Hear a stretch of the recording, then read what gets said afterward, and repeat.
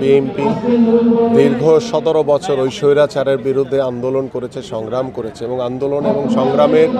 মূল যে বিষয় ছিল সেটা হচ্ছে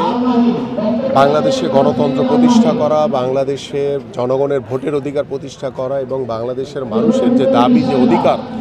যে মৌলিক চাহিদাগুলো রয়েছে সেই চাহিদাগুলোকে প্রতিষ্ঠা করা। কিন্তু দীর্ঘ 17 বছর ওই স্বৈরাচার সরকার বাংলাদেশের জনগণ থেকে বিচ্ছিন্ন হয়ে তারা জোর করে ক্ষমতায় বসেছিল। 24-এর গণঅভ্যুত্থানের মাধ্যমে বাংলাদেশের ছাত্র জনতার যে বিপ্লব হয়েছে সেই বিপ্লবের মাধ্যমে স্বৈরাচার হাসিনা বাংলাদেশ থেকে পালিয়ে গেছে এবং 5ই আগস্টের পর থেকে আমরা যে প্রত্যাশা করি যে আমরা অন্তর্বর্তীকালীন সরকারকে সার্বিকভাবে আমরা সহযোগিতা করছি, এদেশের সাধারণ মানুষ তাদেরকে সহযোগিতা করছে এবং আমাদের আগামী ফেব্রুয়ারিতে যে নির্বাচন হবে সেই নির্বাচনের মাধ্যমে আমরা দৃঢ়ভাবে আশা করি যে বাংলাদেশের গত 17 বছরের যে অপেক্ষা, যে একটি সুষ্ঠু অবাধ নিরপেক্ষ নির্বাচনের মাধ্যমে জনগণের সরকার প্রতিষ্ঠা, সেই জনগণের সরকার প্রতিষ্ঠার মাধ্যমে আমরা এমন একটি সরকার গঠন করতে চাই যে সরকার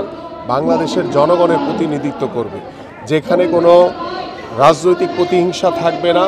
এবং আমরা বাংলাদেশ জাতীয়তাবাদী দল আগামীর বাংলাদেশের রাজনীতিতে গুণগত পরিবর্তন আনতে চাই এবং সেই পরিবর্তনের অন্যতম মাধ্যম হচ্ছে আমাদের তরুণ সমাজ, আমাদের যারা এদেশের সাধারণ মানুষ রয়েছে, যারা খেটে খাওয়া মানুষ রয়েছে, যারা শ্রমিক রয়েছে, কৃষক রয়েছে, সকলের ঐক্যবদ্ধ প্রচেষ্টার মাধ্যমে আমরা একটি মানবিক বাংলাদেশ গড়তে চাই এবং আমরা এমন একটি বাংলাদেশ গড়তে চাই যে বাংলাদেশে ভবিষ্যতে যাতে কোনো মায়ের বুক খালি না হয়, কোনো স্ত্রী তার স্বামীকে না হারায় এবং কোনো রাজনৈতিক প্রতিহিংসার জন্য আমরা কোনো রক্ত দেখতে চাই না। আমরা চাই যে একটি গণতান্ত্রিক বাংলাদেশ এবং সেই বাংলাদেশে প্রত্যেকটি সাধারণ মানুষ তার স্বাধীনভাবে তার সত্য কথা বলতে পারবে, স্বাধীনভাবে তার মতামত প্রকাশ করতে পারবে, গণমাধ্যম তার স্বাধীনভাবে মতামত প্রকাশ করতে পারবে, সেই মতামত প্রকাশের জন্য কারো উপরে কোনো মামলা হামলা, কোনো জুলুম নির্যাতন করা হবে না। এবং গত 17 বছর ওই স্বৈরাচার সরকার বাংলাদেশের বিরোধী দলের উপরে, বিরোধী মতের উপরে সবসময়